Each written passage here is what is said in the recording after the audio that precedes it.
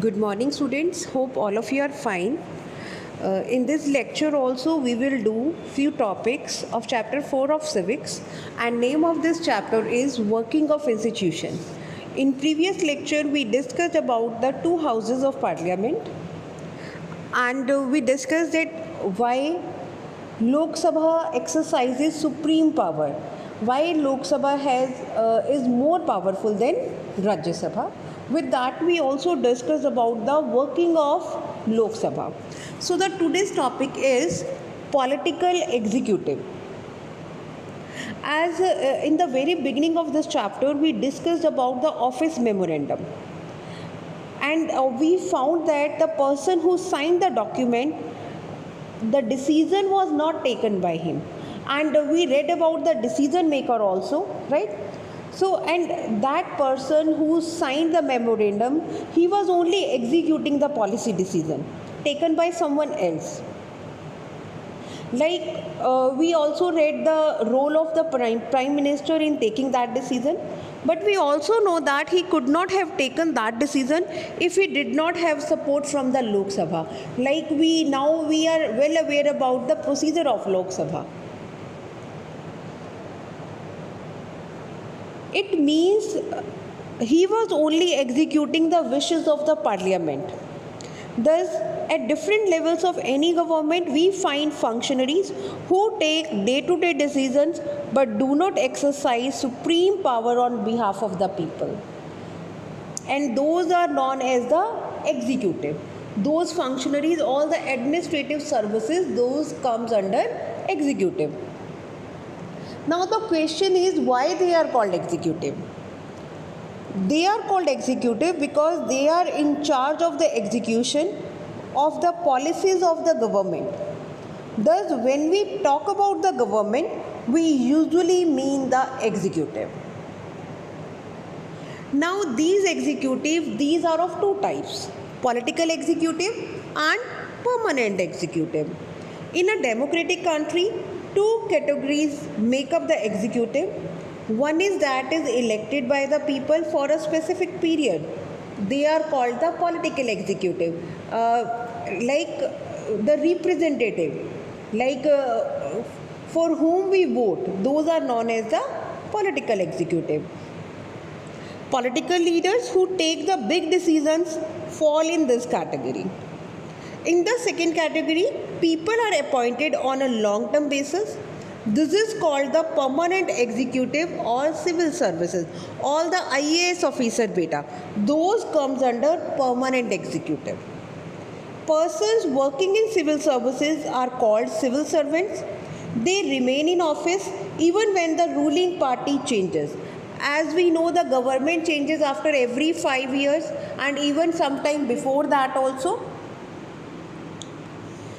So, but these civil servants, they always manage the office even when the political instability is there. And these officers work under political executive and assist them in carrying out the day-to-day administration. So now we can recall the role of political and non-political executive in the case of the office memorandum. It means the basic decision was taken by the political executive and it was executed by the non-political executive. Now, one very important query, it comes in our mind, that why does the political executive have more power than the non-political executive? Why is the minister more powerful than the civil servant? And if commonly we see the civil servant is usually more educated and has more expert knowledge of the subject. The advisors working in the finance ministry know more about economics than the finance minister. It means whosoever civil servants, they are associated with the finance ministry, they have more knowledge about the economics and finance. And even sometimes the ministers may know very little about the technical matters that come under their ministry.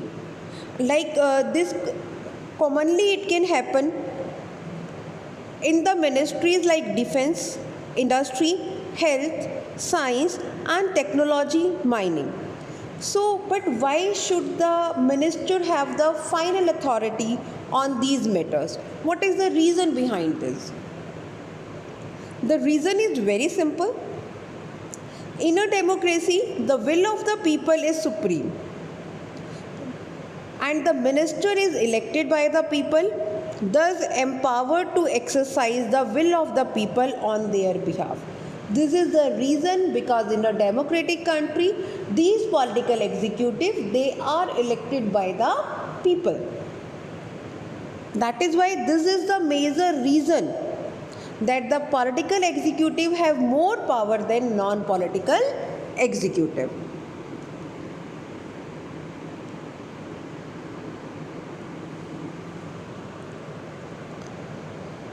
The minister decides the overall framework and objectives in which decisions on policy should be made. The minister is not expected to be an expert in the matters of her ministry. Like if the defense minister is there, he is not a scientist. He doesn't have any knowledge about the missiles and all, right? Technical knowledge they don't possess. So the minister takes the advice of experts on all technical matters. But very often experts hold different opinions or place before her more than one option. Depending on what the overall objective is, the minister decides. It means the basic decision is taken by the minister. Actually, this happens in any large organization.